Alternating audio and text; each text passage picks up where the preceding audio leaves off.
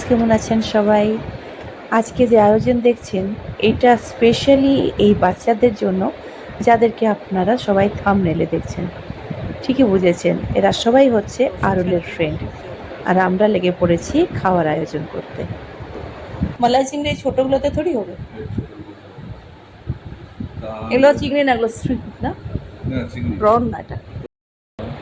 এদিকে রসুন ছাড়াতে বলেছি, ওরকে আজকে অনেক বড় কাজ করে দিচ্ছে রসুন ছাড়িয়ে।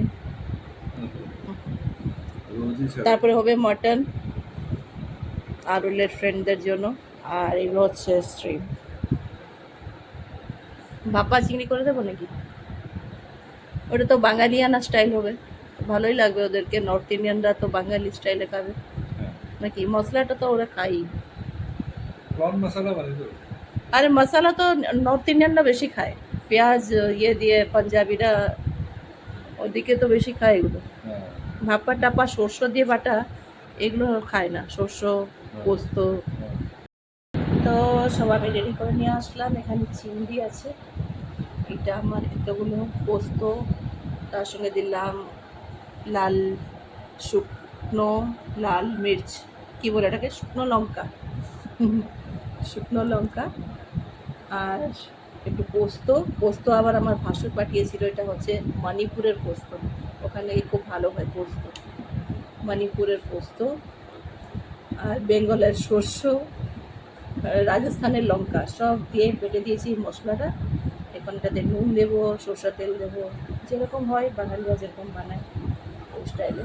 তার সঙ্গে আরও লঙ্কা দেবো, কাঁচা লঙ্কা। তো থাম্বনেল দেখে তো বুঝতেই পারছেন আজকে আমাদের বাড়িতে অনেকগুলো বাচ্চা আসছে খেতে, যেহেতু এরা আরুলের ক্লাসমেটস, যারা কিকেট ইউনিভার্সিটিতে বিটেক করছে, আর ম্যাক্সিমাম ওখান থেকে নর্থ ইন্ডিয়ান, প্লাস ওরা হচ্ছে ও বাঙালি। তার মধ্যে 2-3 জন বাঙালিও আছে, কিন্তু ওরা বাইরেই থাকে। তো ভাবলাম যে একটা বাঙালিয়ানা করি, তাই এটা ভাপা চিংড়ি মাছ করলাম। নুনটা কাঁচা মাছের মশলা, কাঁচা মাছের মশলা একটু টেস্ট করতেই হয় নুনটা, কেন ভাপা হয়ে গেলে তারপরে আর ঢোকানো যাবে না নুন, এই জন্য সামান্য একটু। ফ্যান্টাস্টিক। আর করলাম বেগুনি, পোলাও, মাটন, স্যালাড, তার সঙ্গে পাঁপড় ভাজা।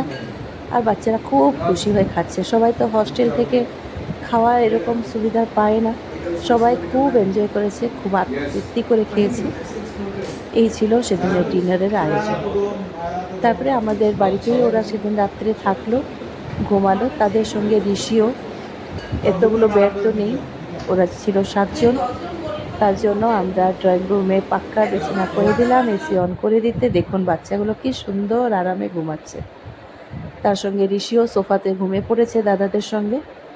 সকালে সবাই উঠে ফ্রেশ হয়ে চা কফি ব্রেকফাস্ট করে একটু খেলাধুলা করলো। তারপরে ওরা বেরিয়ে গেল লাঞ্চ করার পরে আরেকটা জায়গা ঘুরতে। এর মধ্যে ঋষিরও খুব আড্ডা জমে গেল, ওদের সঙ্গে খুব মিশে গেছে।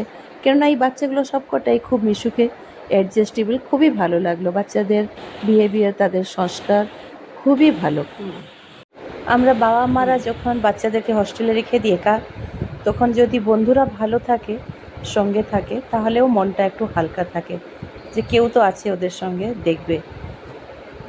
সেরকমই দেখলাম এই বন্ধুত্বটা ওদের সঙ্গে, শুধু আরুলের নয়, ঋষিরও বন্ধুত্ব খুবই ভালো।